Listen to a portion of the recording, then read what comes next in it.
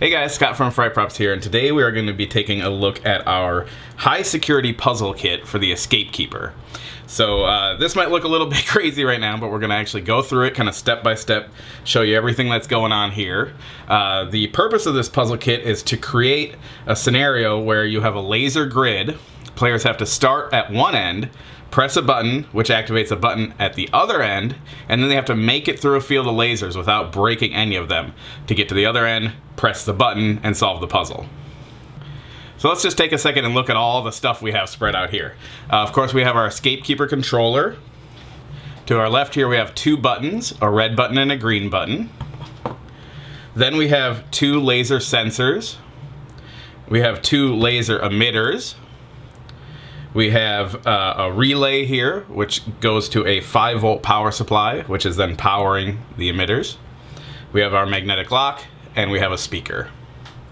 What I want to look at first is actually the wiring for each of these components. We'll kind of take them in groups, just in case you've purchased this kit and you have all this stuff and you're trying to figure out how to wire it all together. We're going to kind of go piece by piece, show you how it all wires up to the Escape Keeper. Alright, so first let's go ahead and just go through the setup of the unit. This kit uses the Mission Impossible setting of the Escape Keeper. So in order to set the unit up, we're going to have to choose that mode for the Escape Keeper, and then there'll also be some other choices we have to make according to how many sensors we have and some other decisions we want to make along the way. So let's go ahead and go through that process. In order to enter the setup mode for the Escape Keeper, we just hold down the number 3 button and plug power into the unit.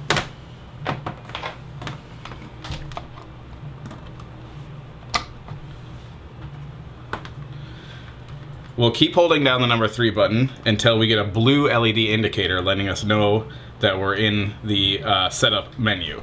And we can release the number 3 button at that time. Now everything we do from here is referenced in the quick start guide to the Escape Keeper. We just look at each step is indicated by a different number of flashes of our LED here. And there's also different colors that indicate some choices for certain modes, but we won't actually get into those for this setup today.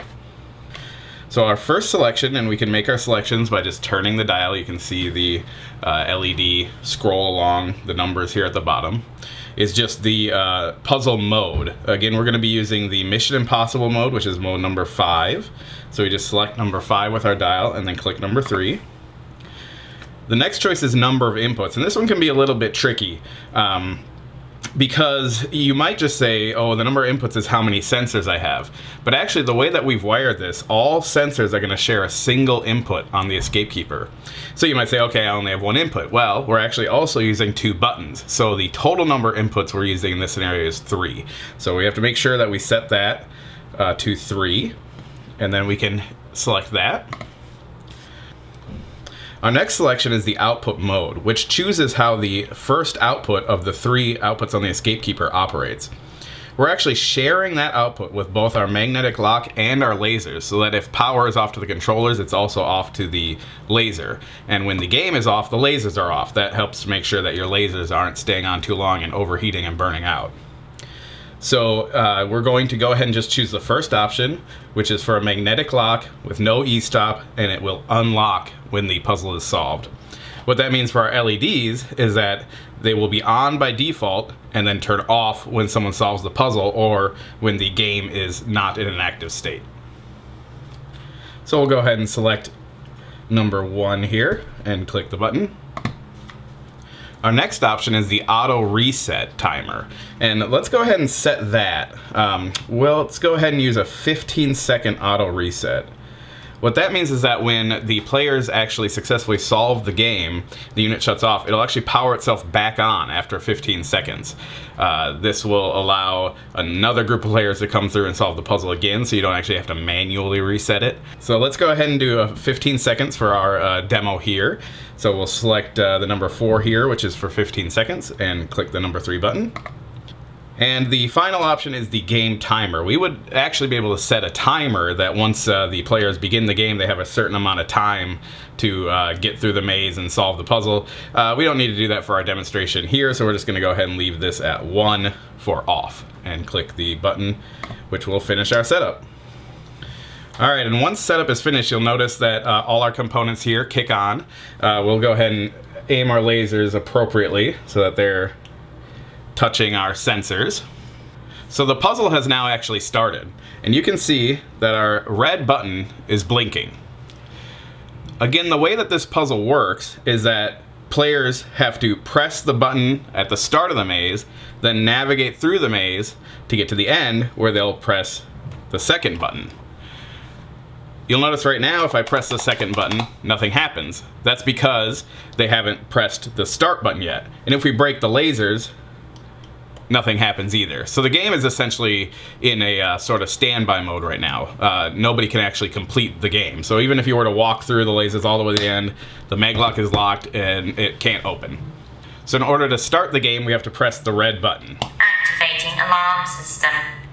That plays a sound that I've loaded onto the SD card in the Escape Keeper, and you'll notice now that the green light has turned on. So, kind of using our imagination here, the players now have to navigate our laser maze. If they break either of the lasers, they'll hear an alarm sound. Now, you'll notice the green button turned off, so even if they kept walking and tried to press the green button, nothing happens. The red one is back on, so players know they have to go back to the start, hit the red button again, activating alarm system, and this time make it through without hitting any lasers to get to the end and hit the green button. Success. You have solved the puzzle. Once they hit the green button, it plays a success sound, and the maglock unlocks. After 15 seconds, the unit will reset so that players can try again, or the next group can try. You'll notice the red light is flashing once again, the lock has re-engaged, and the puzzle is now in its default rest status, so we could go ahead and do it again if we wanted to. activating alarm system, Break a laser. It fails and we have to go back. So now that we've seen how the game works, let's take a look at how all the components are wired up. And we'll kind of try to take them one at a time. I'm going to go ahead and remove power so that we can get a little bit clearer look at all the different crazy wires that are happening here. And we can go step by step through how you wire up each of these different groups of components. In order to simplify things, I'll remove components as we discuss how they're wired so that things get a little bit clearer as we move along. So the first thing we're going to look at is the speaker. This is a passive speaker. It's being powered by the internal amp of the Escape Keeper. And you can see it just has two wires, and they're just wired into the negative and positive of one of the two speaker outputs here. We have one for left channel and one for right channel. Since we're just using one speaker, it doesn't really matter which of the two channels we select. So I'm going to go ahead and just remove the speaker. That's pretty self-explanatory, so we can get that just taken out of the way. Next, we'll look at the magnetic lock and the relay, which is providing power to the lasers. So these are both wired into output 1 of the Escape Keeper. Positive wires are going to plus, negative wires are going to negative. So for the magnetic lock, that's pretty self-explanatory. It's just wired straight in. The relay is kind of the more interesting of the two. Because the lasers that we're using with this kit run off of 5-volt DC, we can't just power them directly from the 12-volt output of the Escape Keeper. So we have to put a relay in line. So you can see here, we have a single piece of 22-2 wire. It's going to the positive and the negative of the Escape Keeper output, and that's going to the positive and the negative power input of our relay. On the other end of the relay, we have 5-volt power coming in here, and then we've broken off one of the two power lines for that 5-volt power supply. One side just goes into our connector here and then continues on to the lasers. The other side is inserted in the actual relay, with one wire going into common and the other into NO for normally open. So what happens is that when this relay receives power from the Escape Keeper, it closes this circuit, touching C to NO and allowing power to flow down this line to the lasers. This allows us to turn the lasers on and off using the Escape Keeper rather than just having them on all the time, which isn't good for lasers because they have a duty cycle which you have to be aware of. If you run them continuously, they're going to burn out. Now we can kind of look at the different adapters we've used to sort of make this connection between our 5-volt, 5-amp power and the laser units. So the first thing that we've done is used a female connector with wires, which connects from the power supply to our relay. So the power just gets plugged into this. That provides us with the two bare wires at the end here, one of which goes into the relay, the other into this connector. Then we have a male power supply adapter with wires. Again, one wire going to the common connection and the other going into the normally open terminal. Because we want to use multiple lasers, we're also using this 8-piece splitter. So that connects to our male power supply adapter that's going through the relay. And that gives us 8 different connection points for our lasers. So the lasers have a female adapter on the end. They just plug straight in to any of the 8 different connectors on our splitter, and the lasers are ready to be powered. So this way you could easily add more lasers simply by plugging them into the different terminals on the splitter here. You could even split this again if you wanted to add more than 8 lasers to your effect. All right, and next we have our laser sensors. The laser sensors we're using here have 4 wires. They have a positive power wire, a negative power wire, and 2 triggers. We'll call this one interior and this one exterior. The way that the wiring works for an escape keeper is that we take the positive wire, and you can see that I've bundled all the positive wires together here in a wire nut, and then jumped out with a single wire to our positive power terminal. I do that because sometimes if you have more than just 2 sensors, you get a ton of different wires, and you don't want to try to jam 3 or 4 wires into one of these terminals. It's better to bundle them all with a wire nut and then use a single piece of wire to go to your terminal.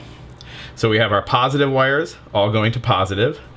The negative and the interior green wires all get bundled together here, and they go to the negative power terminal on the escape keeper. So you can see here that we have 1, 2, 3, 4 wires all bundled together in this little group here, and then we have a wire that comes out and goes to negative, again so that we don't have to jam a bunch of wires into these small terminals. The exterior green wires are the ones that you would usually plug into the different inputs of the escape keeper if you're going to be using them to trigger different inputs. Because we want to be able to have as many of these sensors as we don't want to be limited by the 8 inputs of the escape keeper, we're going to just plug both of the exterior green wires into input number 3. So in this case, since there's only 2, I just plug them directly into that input. And we can continue to stack sensors this way just by adding the positive wire to this bundle, the interior green wire and the negative wire to this bundle, and inserting the exterior green wire into our 3rd input there. All right, we've removed everything except for the 2 push buttons. You can see that there is a jumper wire here between positive and the common terminal of this first set of inputs. We're only using the first set, so we're not actually worried about the second set here. So that stays in place for all the components we've connected. So we can now look at the button connections. These buttons contain a 12-volt bulb. And because we want to use that bulb and we want its flashing to be controlled by the escape keeper, we're using the outputs of the escape keeper 2 and 3 to control the bulbs on the buttons. So here you can see that we have 2 sets of wires, a positive and a negative, going into output 2 and output 3. If we trace those wires over, you can see that they're connected, positive and negative, to the 2 power inputs of the push buttons. Each of the push buttons has a positive and a negative terminal. We've used these spade connectors to make the connection easier. Just click on to either side. You can see on the red button here, left and right are also connected. So that's just powering the light. So the second 2 outputs of the escape keeper, outputs 2 and 3, are actually just powering the blinking patterns of the lights and whether they're on or off. We'll go ahead and disconnect those so you can get a little bit better look at the rest of the wires. All right, our last little bit of wiring here is just showing how the button inputs are actually connected to the escape keeper inputs, so that when a button is pressed, the escape keeper knows. We have a wire going from the ground terminal of our power block, and what we've done is we've actually kind of chained it along our series of buttons here. So we just go from negative here to the common terminal of the first button, and then jump out again to the common terminal of the second button. And we could go down the line for however many buttons we're using. The last connection made for each button is to connect the normally open terminal to the input that's being used for that specific button. So in this case, we wanted our red button to be our number 1 button, so we've connected the normally open terminal here to input 1 on the escape keeper. For our green button, we've connected our normally open terminal to input 2. So now when the red button is pressed, it will trigger input 1. When the green button is pressed, it will trigger input 2. Before I go, I just wanted to show one more option for a similar kit that we've designed that actually uses RFID triggers rather than buttons.